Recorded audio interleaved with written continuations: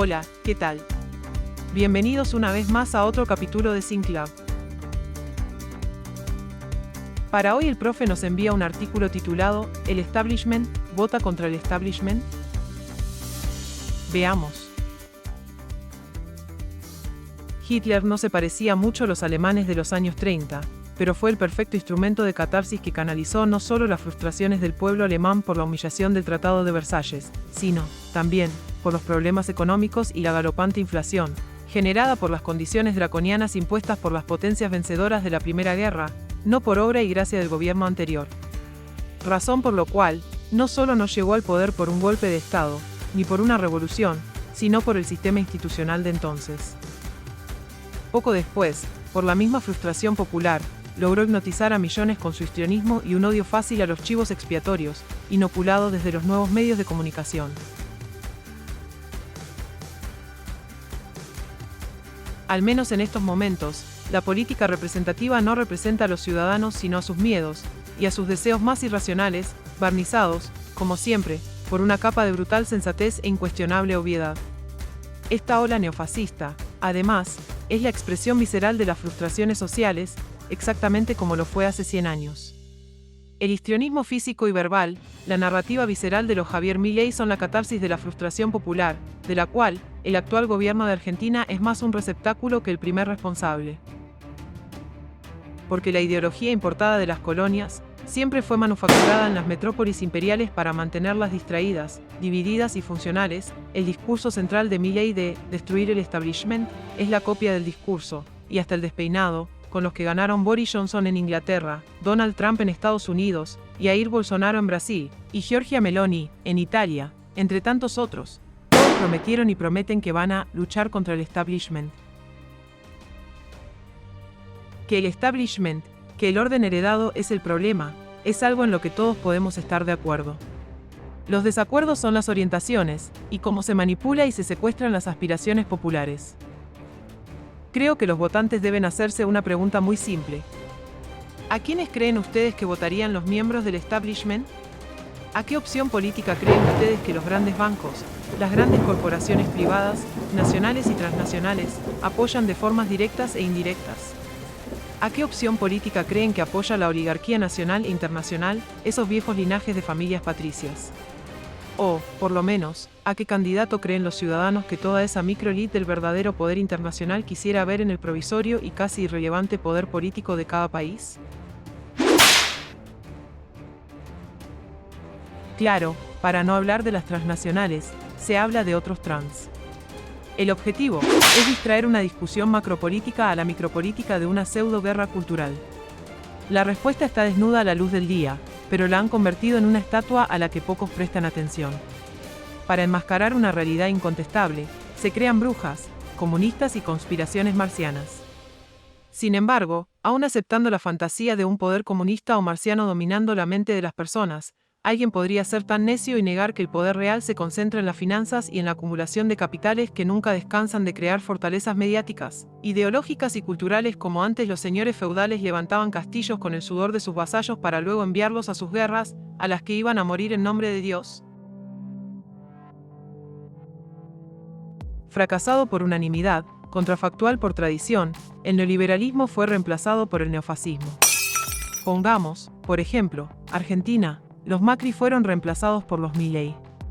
Aunque en teoría el liberalismo se opone al fascismo, esto nunca importó a quienes administraban el poder de las naciones. Los liberales ingleses podían, de vez en cuando, criticar la brutalidad del Imperio británico, pero en sus teorías y ecuaciones abstractas, las colonias no existían. El problema era que los esclavos y los salvajes no entendían eso de la libertad anglosajona. Esa tradición continuó hasta hoy, razón por lo cual los liberales y neoliberales se ponen furiosos cuando alguien menciona la existencia del imperialismo, de los poderes hegemónicos que deben ser considerados en cualquier explicación social, económica y cultural del mundo. El liberalismo nunca, jamás fue practicado por los imperios, por las potencias hegemónicas capitalistas. Siempre fue una ideología de exportación y una práctica frecuente de las colonias. Ejemplos en la historia no solo sobran sino que son consistentes y, sobre esto, ya nos detuvimos por años en libros y artículos. El casamiento del liberalismo, y sobre todo del neoliberalismo con los fascismos de turno, fue y es otra tradición. Bastaría con recordar desde el industrial Henry Ford hasta el mogul de los medios de prensa y de la industria cultural William Hearst, pasando por un enorme número de CEOs y millonarios, todos patriotas capitalistas y nazis sin disimulos, hasta que se inventó el discurso de la lucha contra el comunismo. En Asia, África y América Latina abundaron los golpes de estados promovidos y financiados por las potencias económicas y sus títeres liberales, campeones de un libre mercado que nunca existió. Los neoliberales apoyaron las brutales dictaduras militares y fascistas en abrumadora mayoría hasta encontrarnos hoy con la misma tradición, o alguien podría decir que los poderosos empresarios, las corruptas y dictatoriales corporaciones traman en la oscuridad para que lleguen al poder político opciones independentistas de izquierda. Sí. Hoy todas las organizaciones y alianzas de extrema derecha, aparte de ser herederos directos de las dictaduras militares del siglo XX, se definen como liberales y campeones del libre mercado. ¿Casualidad? No. ¿Contradicción? Teóricamente, sí. En la práctica, nunca lo fue. Desde el nacimiento del liberalismo, pasando por la esclavitud hasta el actual imperio de las corporaciones financieras, libertad y libre mercado significan nuestra libertad de disponer de la libertad ajena. De ahí esos gritos histéricos de ¡viva la libertad, carajo!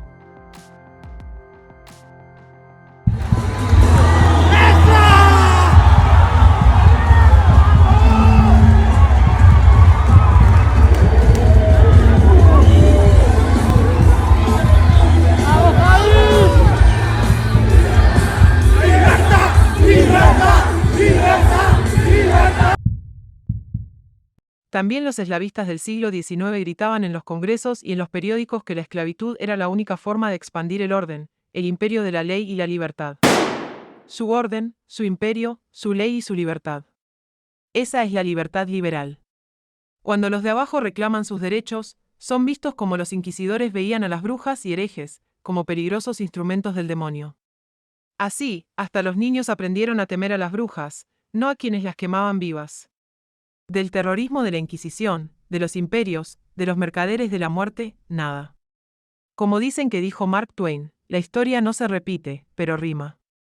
Hoy el neofascismo rima con el fascismo, como las prohibiciones de libros y la censura a los profesores en el Estados Unidos de Ron DeSantis rima con la Inquisición que obligó a Galileo Galilei a desdecirse de su idea de que la Tierra gira alrededor del Sol, ya que el dogma, la tradición y las buenas costumbres de la gente de bien decían lo contrario.